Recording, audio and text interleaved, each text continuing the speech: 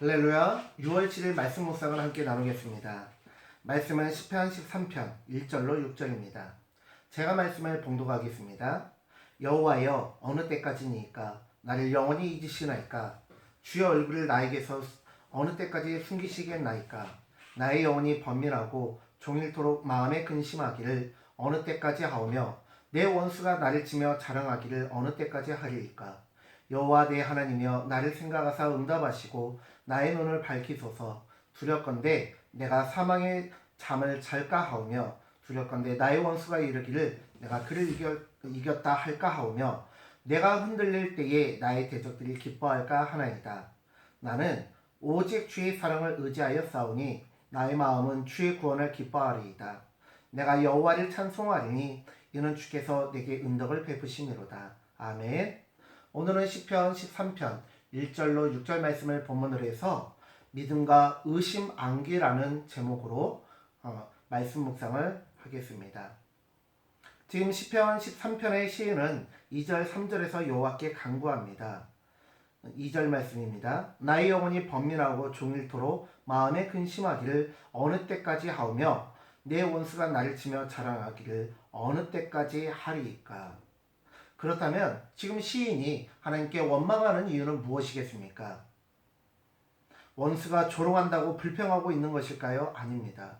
지금 시인이 겪고 있는 고통과 수치의 근본적인 이유는 주님께서 응답하지 않으시기 때문입니다. 시편 13편 1절의 말씀을 보면 여호와여, 어느 때까지니까 나를 영원히 잊으시나이까? 주의 얼굴을 나에게서 어느 때까지 숨기시겠나이까? 그렇게 시인은 지금 여호와 하나님께 간구합니다. 뭐라고요? 나의 눈을 밝혀달라고요. 하나님의 부재는 죽음입니다. 열왕기상 18장에서 엘리야는 바알의 선지자와 아세라 선지자들과의 영적 전쟁에서 승리합니다. 그때 엘리야가 응답하지 않는 바알과 아세라 신에 대하여 그들을 섬기는 바알의 선지자와 아세라 선지자들에게 조롱하면서 이렇게 얘기합니다. 더 크게 소리 질러봐라. 더 크게 해봐라. 야, 너네 신이 나갔는지, 외출했는지, 잠자는지, 뭐하는지 어떻게 하냐. 빨리 더 해봐. 그렇게 조롱하거든요. 신의 부재는 결국 그 신을 믿고 따르는 자들의 죽음을 뜻하는 것입니다.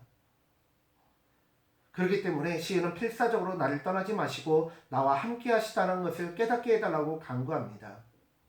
기억나십니까 여러분?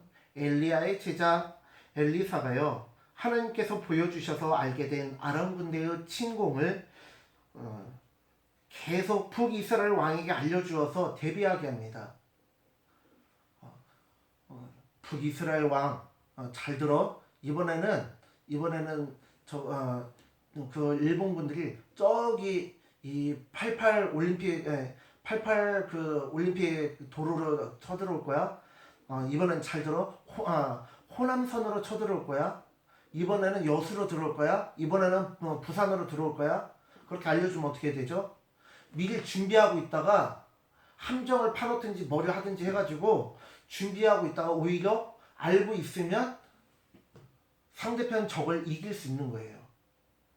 분명히 지금 이 시대에는 북이스라엘보다 아람이 더 강력한 군대입니다. 그런데요, 자꾸 이상하게 아람 왕이 생각해도 우리가 쳐들어가는 걸 분명히 그 누구도 눈치채지 못하게 양동작전도 펴고 막 그렇게 했는데 계속 걸리는 거예요.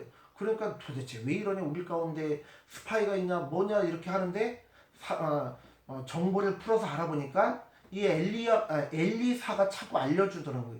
그래, 안 되겠다. 엘리사 먼저 잡아야겠다 하고 엘리사가 살고 있는 성읍을 포위합니다. 그때 엘리사의 사환은 벌벌 두려워 떱니다. 그러니까 영안이 열려서 담대하던 그 엘리사가 하나님께 간구합니다. 그리고 영안이 열려서 눈을 들어 보니까요, 어떻게 됐어요?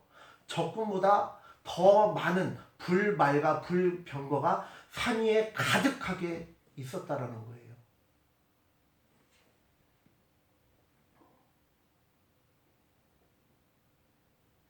우리는 안타깝게 3차원의 세상을 사는 육의 존재이기에 눈앞의 문제만을 바라보며 벌벌 떨고 있지만, 하나님께서는요 3차원뿐만 아니라 영의 세계를 보시고 3차원도 앞으로 우리는 지금 당장 1시간 뒤의 일도 모르잖아요. 근데 하나님께서는 우리의 먼 미래까지도 바라보시면서 이 사건이, 이 일을 어떻게 하는 것이 더 좋은지, 하나님께서 어떤 때에 개입하시는 것이 가장 최선인지를 간을 보고 계시다라는 거예요.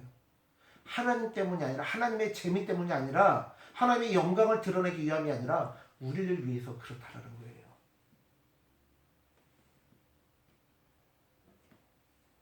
우리를 외면하는 것이 아니라 최적의 순간을 기다리는 것입니다. 다만 인간이 그것을 기다리지 못하고 참지 못하기 때문에 시인은 3절에서 이렇게 고백합니다. 하나님, 내 눈을 밝히소서. 내 눈을 밝혀달라는 건 뭐예요?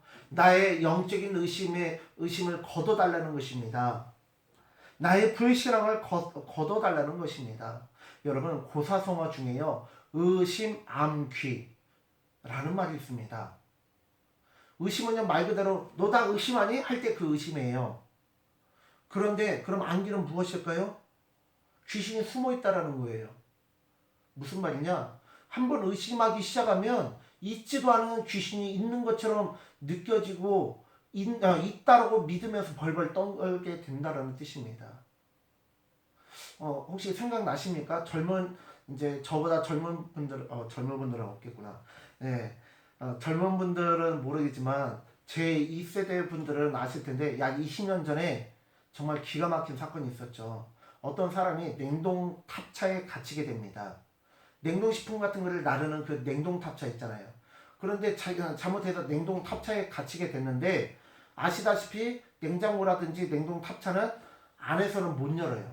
밖에서만 열 수 있어요. 그러다 보니까 이 사람이 잘못해서 이 냉동 탑차에 갇혔는데 얼어 죽은 거예요. 그런데 더 안타까운 일은 무엇이냐? 그 시신을 발견을 했는데요. 차 시동도 꺼져 있고, 시동이 꺼져 있으니까 당연히 냉동장치도 꺼져 있었다라는 거예요. 그런데 자신이 얼어 죽어가고 있다고 생각을 하니까 진짜 동사한 것입니다.